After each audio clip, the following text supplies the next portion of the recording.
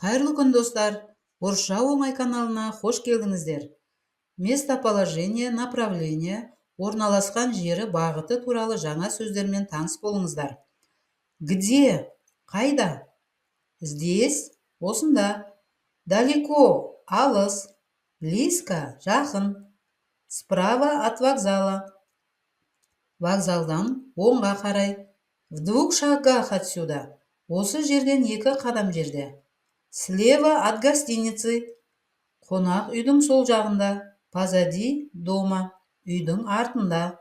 За мостом. Көпірден әрі.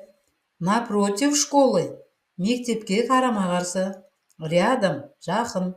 Снаружи. Сыртында. Внутри. Ішінде. На углу. Бұрышта. Перед театром. Театрдың алдында.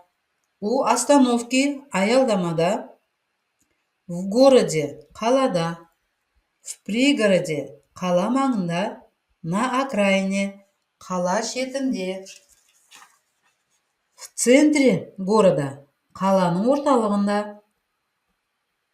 В начале улицы, көшенің басында. В середине улицы, көшенің ортасында. На этой стороне, осы бағытта. На той стороне, арғы бағытта. Куда идти? Қайда жүремін?